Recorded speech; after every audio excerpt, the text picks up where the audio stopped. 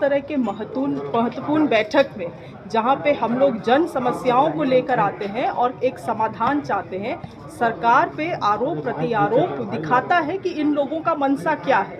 आज इतने इम्पॉर्टेंट चीज़ें लगी हुई थी एजेंडा में, मगर आप देखेंगे इसी तरह से अननेसेसरली सरकार को टारगेट पे लेना कि हमें सामग्री वितरण होता है तो उस समय नहीं बुलाया जाता।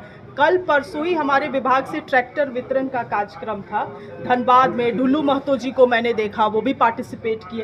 तो इस तरह से चीज़ों में अननेसेसरी सरकार को टारगेट पे लेना ये बिल्कुल ही गलत है।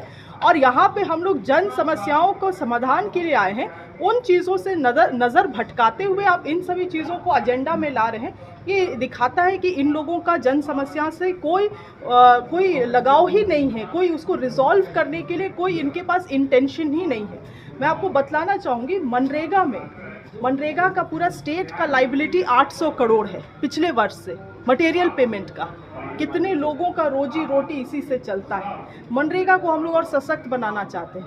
बहुत लगाने के बाद केंद्र सरकार ने मात्र 250 करोड़ भेजा है, मात्र 250 करोड़ रुपया, और बाकी का लाइबिलिटी आज तक पेंडिंग है। वो देखिए ये सब ये लोग क्यों करते हैं, केंद्र सरकार से कोई सहयोग नहीं मिलता है राज्य सरकार को, केंद्रीय योजनाओं में भी, और उन चीज़ों से ध्यान भटकाने के लिए ये लोग इसी तरह की चीज़ों को बेवजह की चीज़ों को ये लोग बैठक में लाते हैं।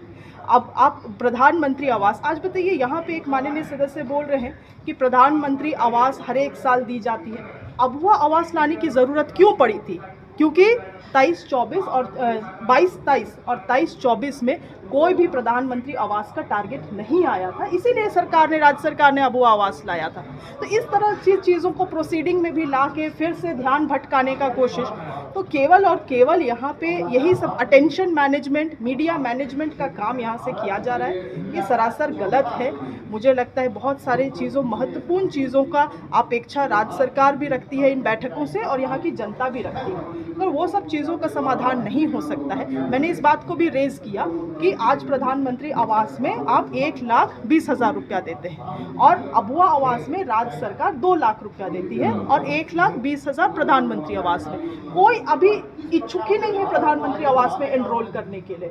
लोग बोल रहे हैं कि अबुआ आवास आएगा तो हम लोग अबुआ आवास में एनरोल करेंगे। तो मैंने कहा कि सर, केंद्र सरकार में आपकी सरकार है, कम से कम इसको मैच करने की कोशिश किया जाए। तो फिर उस एजेंडा से भी भटका दिया गया।